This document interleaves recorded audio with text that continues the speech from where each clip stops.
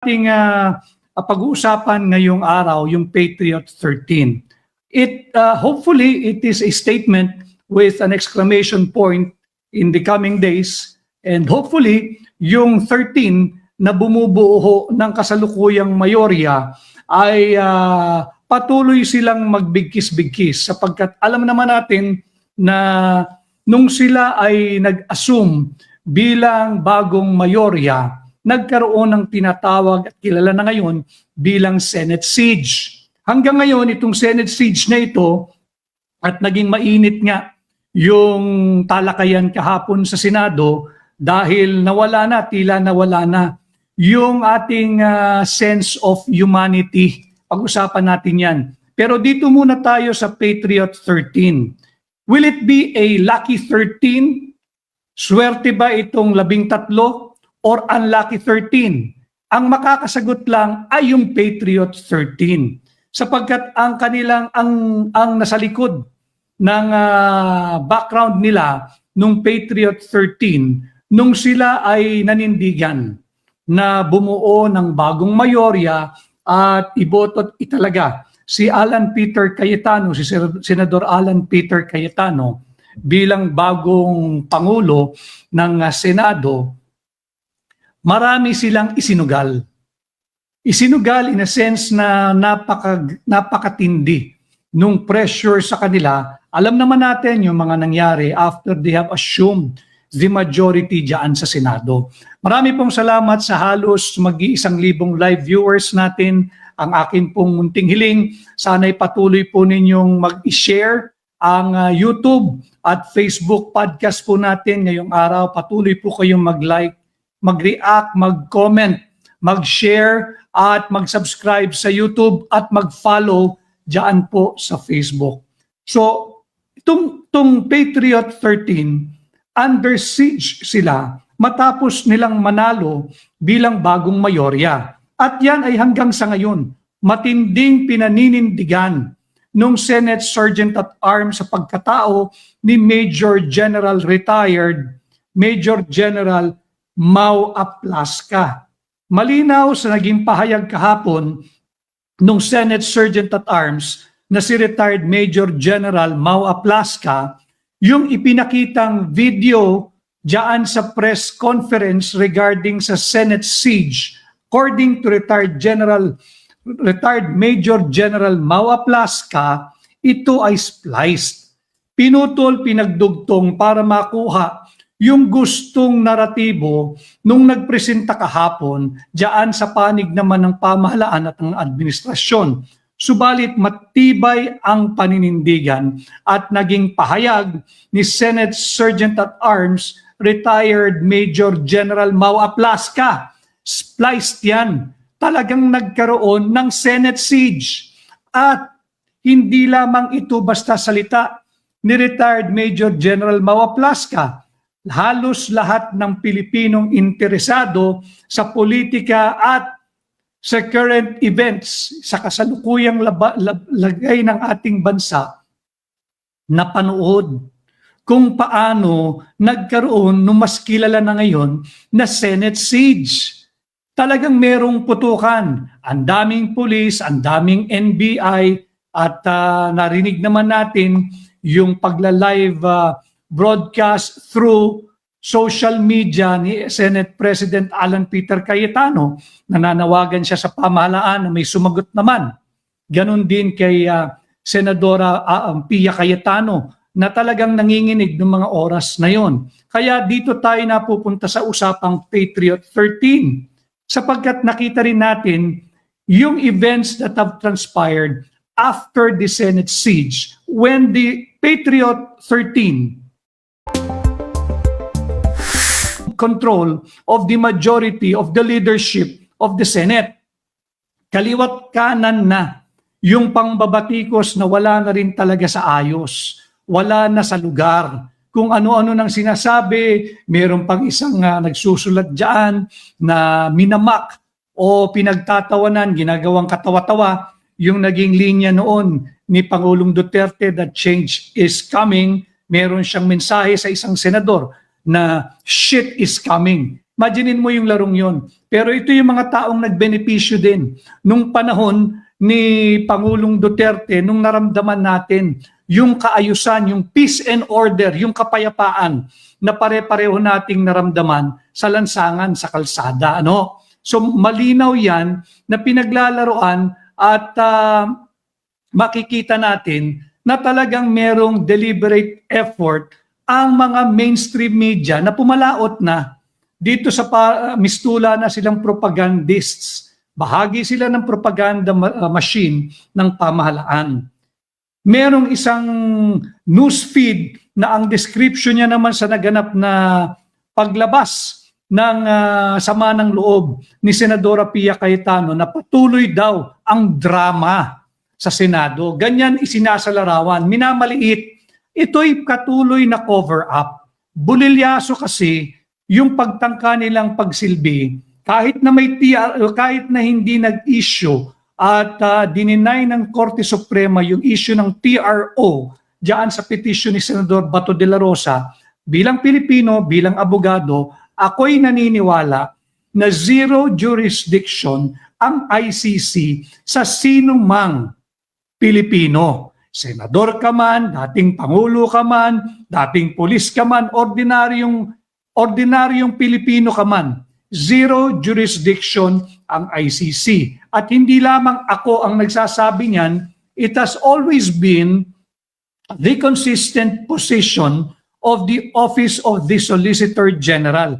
Malinaw po yan. Matagal ng posisyon ng OSG, especially during the time of former Solicitor General Minardo Guevara, na zero jurisdiction ang ICC dito sa Pilipinas. Walang jurisdiction, kanya hindi dapat na i-enforce yung invalid, unwarranted warrant of arrest hanggat hindi ito dumadaan sa tamang proseso, hanggat hindi ito dumadaan sa tinatawag nating local courts. No, yan lang yung ating malinaw yan dahil yan ay nakasaad sa ating saligang batas. Hindi ba na-discuss na natin yan na walang warrant of arrest. No warrant of arrest shall be issued except upon probable cause to be determined personally by the judge after examination under oath or affirmation of the witness or witnesses, even the complainant, that he or she may produce. Malinaw yan sa ating saligang batas. We should not deviate from it. And consistent with the stand of the long-standing view of the Office of the Solicitor General prior to the assent or bago maging Solicitor General ngayon, itong si Solicitor General Berberabe, malinaw sa OSG, zero jurisdiction ang ICC sa Pilipinas at hindi dapat pahintulutan manghimasok sa ating mga domestic issues or affairs. Malinaw yan. And hopefully, na-deny man yung interim relief na hinihingi ng mga abogado ni Senador Bato, sana desisyonan na ng Korte Suprema yung main issue. Kung meron bang jurisdiction talaga ang ICC sa Pilipinas o wala, para matuldukan na itong pagiging hindi sigurado ng lahat, para wala ng Pilipinong muli pang malalagyak sa isang banyagang jurisdiksyon diyan sa ICC.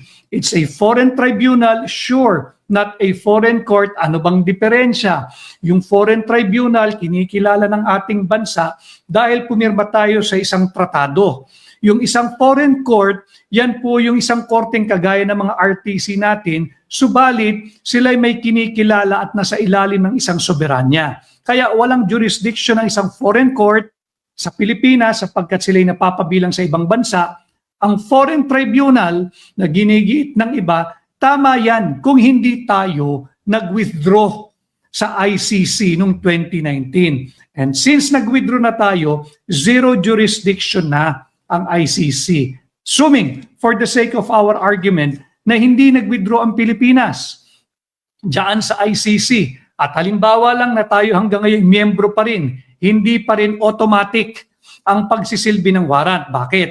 Mas mataas sa kahit na anong tratado ang bisa at effectivity ng ating saligang batas. Malinaw 'yan. Lahat ng batas dito sa Pilipinas dapat ay alinsunod. Day 1. Nakamataas na batas, wala nang tataas pa kundi ang ating saligang batas. At ano ang pinag-uutos ng saligang batas? Walang sino man ang maaaring arestuhin nang hindi dumadaan sa tamang proseso, yung due process. Ano yung due process? Kinakailangan dumaan ito sa isang personal na pagsusuri ng isang lokal na hukom at kanyang ipatawag ang complainant, applicant o testigo niya at ma-examine niya personally under oath or affirmation. At pag siya'y kumbinsidong-kumbinsido na dapat mag-issue ng local warrant, saka pa lamang magkakaroon ng visa. Yang ipinagyayabang, ipinagkakalandakang warrant mula sa isang banyaga katulad ng ICC. Ano? Maraming salamat sa halos 1,500 na live viewers natin ngayon. Sa Magic Eye ko po iyan at higit pong malaki yung nandyan sa live tayo ngayon din sa Facebook. Maraming salamat. At sana ho'y patuloy kayo na mag-react, mag-share, mag-comment. Napakahalaga po nung pag-share ninyo tungkol sa mga pinag-uusapan natin dito sa ating pagla-live. Ngayon, ito po yung background ng ating pinag-uusapan. Under siege ang Senado, meron tayong Patriot 13 sa ngayon at lahat sila ngayon ay under siege pa rin. Collectively, nakita natin they were under siege. Literally under siege and as an institution. Hindi na po kasi ito usapin ng mga personalidad nung nasa majority or nasa minority. Ang usapin po dito, Senate was under siege as an institution when the new majority assumed and wrestled control of the leadership of the Senate. Ito nga po yung naririnig natin na sana ho'y yung may mga panahon, bisitahin po ninyo yung column din ng napakahusay na manunulat si Bobby Tiglao. Basahin po nyo yung kanyang mga column. In fact, ang kanyang isang title sa isa niyang column, The Last Bastion of Democracy. And he was referring to the Senate.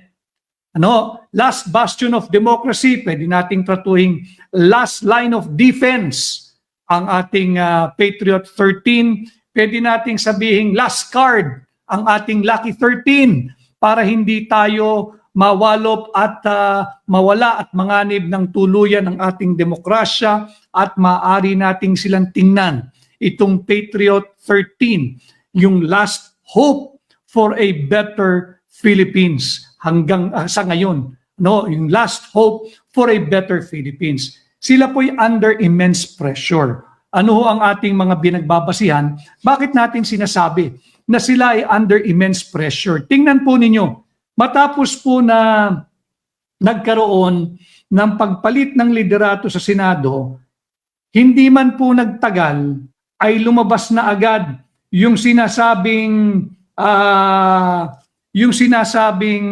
kaso ni Senador Jinggoy Estrada patungkol sa plunder, malversation na may kinalaman. Umano dyan sa flood control scam, flood control anomaly. At dito sa sinasabing kaso, na bagong kaso na inirekomenda na ng DOJ sa Ombudsman, kasama rin dyan yung pangalang matagal nang isinisigaw ng sambayan ng Pilipino, yung dating kalihim ng DPWH, si dating kalihim Manny Bonoan. Kasama siya dyan sa bagong kaso na rinerekomenda ng DOJ.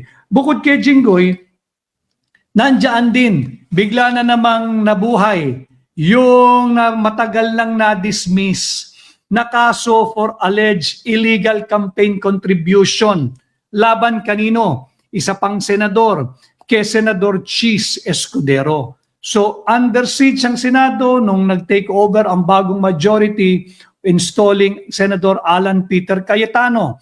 Nakita natin, nagpuputukan, nagpapalitan ng putok, ang daming armado diyan sa Senado.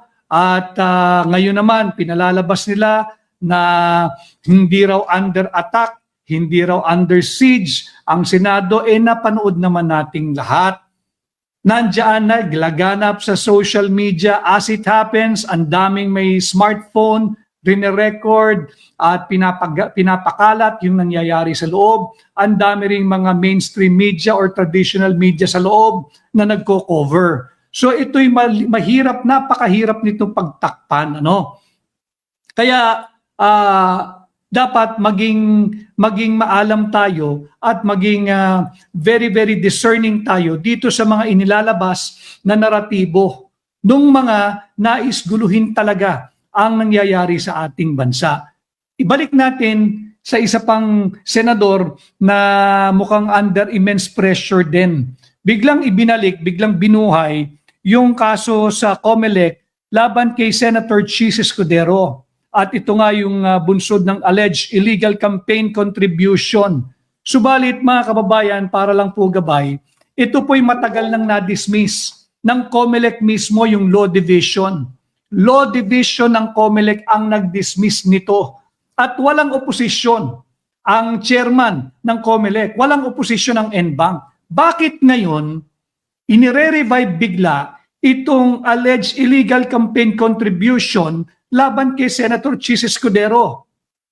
At ang interesado ay yung mismong COMELEC chairman at yung sinasabi niyang i-elevate and bank. I'm sure the lawyers of Chis Escudero will also use the previous dismissal by the COMELEC's own law division as a basis to dismiss it again diyan sa COMELEC and bank. Pero nakikita natin dito, talagang matindi yung nangyayaring application na pressure at masasabi nating intimidation sa ating mga senador.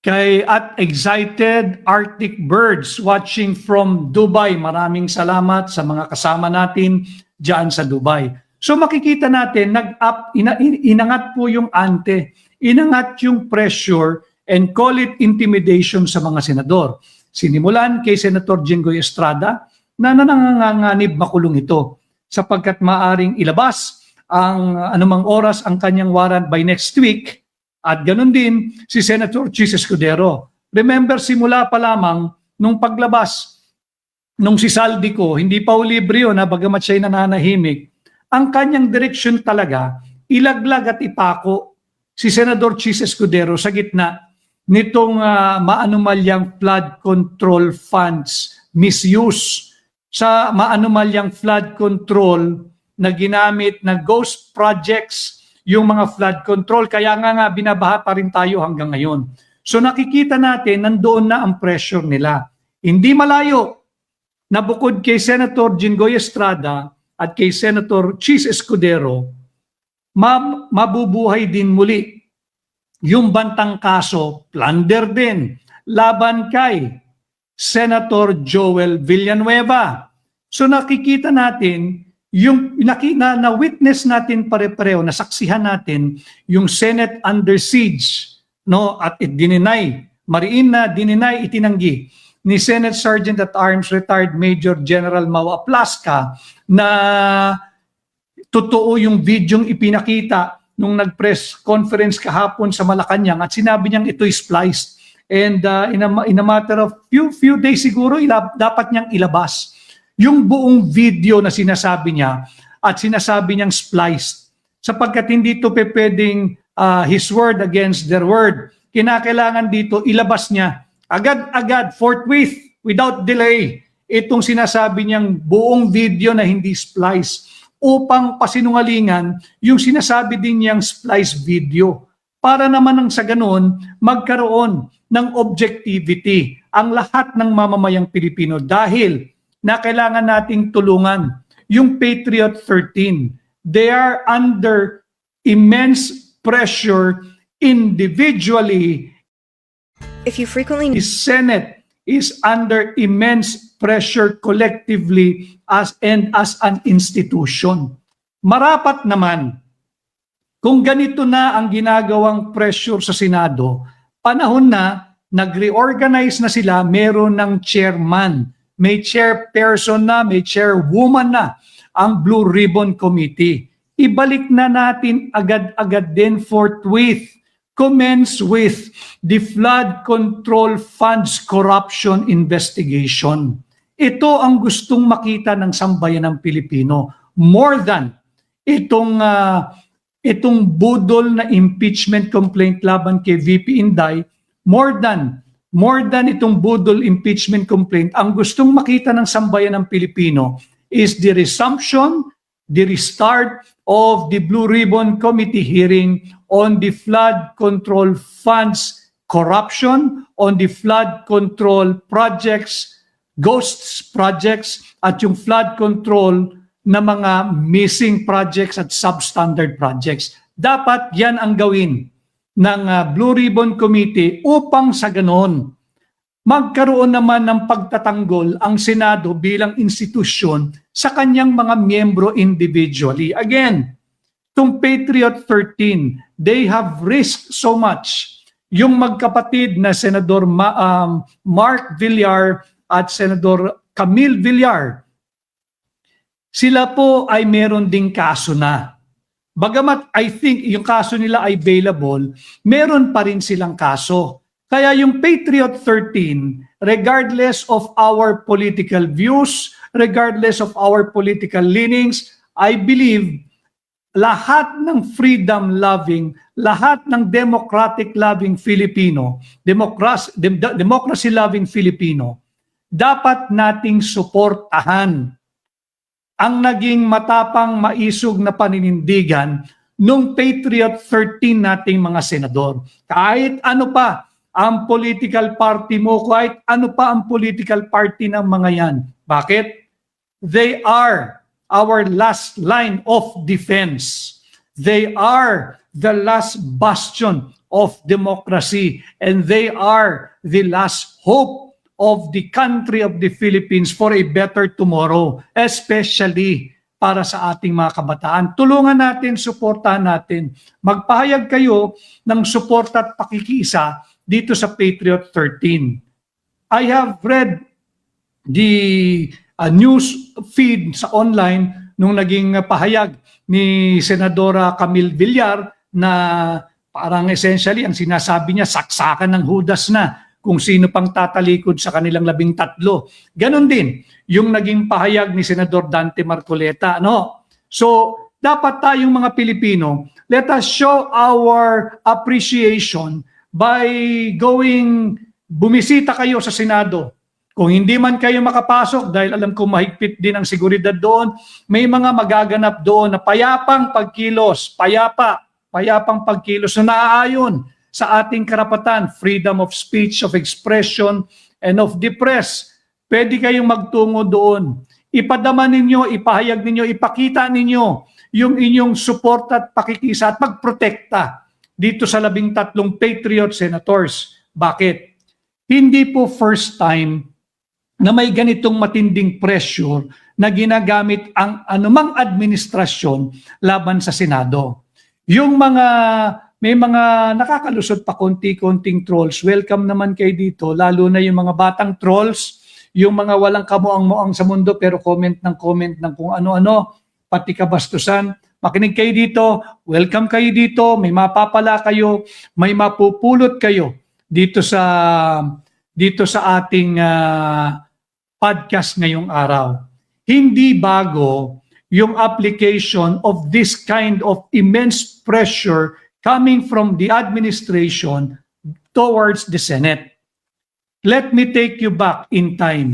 Noong 1991, mainit na pinag-uusapan yung kampanyang yes at no. Yes for the retention of the US military bases. No for the retention of the US military bases. 1991 yan. Ang Pangulo noon ay si dating Pangulong Corazon Cory Aquino. No? Siya ang ating Pangulo noon, back in 1991. Alam mo ninyo, nung September 10 of 1991, September 10 of 1991, mismo ang nakaupong Pangulo sa katauhan ni Cory Aquino, si Tita Cory, si Saint Cory, si Pangulong Cory Aquino, 1991, September 10 of 1991. Pinangunahan niya ang isang malakihang rally. Nag-rally si Cory Aquino bilang presidente, unprecedented yon. Wala pang gumagawa noon. An incumbent president went outside the Senate and staged a rally. Ano yung rally niya? Pinipressure niya yung mga senador noong mga kapanahonang iyon na bumoto ng yes. Yes for the retention of the US military bases. So itong nangyayaring pressure, application of pressure, or call it intimidation, depending on what lens you are wearing, lahat yan hindi bago. Hindi bago yan at meron nang gumawa niyan. Ginawa na yan ni dating Pangulong Cory Aquino. Pangulong Cory Aquino, 1991, September 10, 1991, nagtungo sa labas ng Senado. Yung dating building pa ng Senado, yung ngayon National Museum. Nag-rally si Pangulong Cory Aquino that time, September 10, 1991, to put pressure doon sa magaganap na botohan kung dapat bang panatilihin ang US military bases nung kanyang kapanahunan o dapat nang sipain at paalisin sa teritoryo nating mga Pilipino. Madami siyang kasama. Presidente siya noon, September 10, 1991. Si Cory Aquino mismo namuno ng rally. Ano ang ginawa nung mga maiisog na senador natin nung taong 1991? Nandyan na si Cory Aquino, kasalukuyang Pangulo, ang daming kasamang tao. Nagrarally, pinipuwersa niya yung kanyang kagustuhan na yes for the retention of the US military bases. Ano nangyari? Nanindigan ang ating mga senador, 12 sila noon. Mas marami pa nga ngayon yung ating Patriot 13. 12 senador, hindi nagpatakot, hindi nagpatinag, Smartphone technician. nagpa-pressure, hindi nagpa-intimidate kay Pangulong Cory Aquino noong September 10, 1991 at bumoto na no, alisin na ang base militar dito sa Pilipinas. Kaya hindi bago yung ganito katinding application ng pressure, except of course with variation. Ngayon kasi nandiyan dinadanggel yung kaso, yung plunder, yung malversation, non-bailable, etc. etc. Ang ibig ko sabihin yung ating comparison nung naganap nung 1991 at ngayon na naman nakikita natin under siege ang Senado last week, nakita natin, papalitan ng putok at magpapatuloy yan. Linabas na yung rekomendasyon ng DOJ laban kay Senador Jinggoy Estrada na kasuhan ng plunder, non-bailable. Kasama si dating kalihim Manny Bonoan. Pero ang balita, makikita mo sa mainstream, panay Senator Jinggoy Estrada, nakailalim, nakalubog yung Manny Bonoan.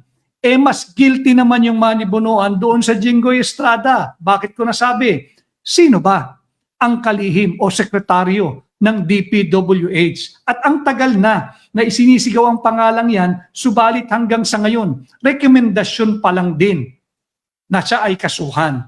Ganon din, atras natin kaunti, si Senador Chis Escudero, dinismiss na ng COMELEC Legal Division yung kanyang kasong for alleged illegal campaign contribution.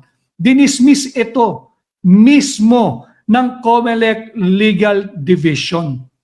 Kung dinismiss ito ng COMELEC Legal Department, Law Department ng COMELEC, nang walang objection ang mismong chairman ng COMELEC, walang objection yung mga commissioner at yung ANBANC, bakit naman ngayon, nung hindi rin nagpapatinag si Senador Chis Escudero na lumipat muli at maging bahagi ng minority para madagdagan ang bilang ng minority at susubukan nilang bawiin ang liderato ng Senado, biglang inilabas ang bantang bubuhayin yung kasong illegal campaign contribution laban sa kanya? Hindi ba't isang uri yan ng intimidation o application ng pressure? Ito ba ay dahil sa ayaw niyang lumipat at maging bahagi uli ng dating grupo na nagtatangkang kunin ang liderato ng Senado laban kay Alan Peter Cayetano?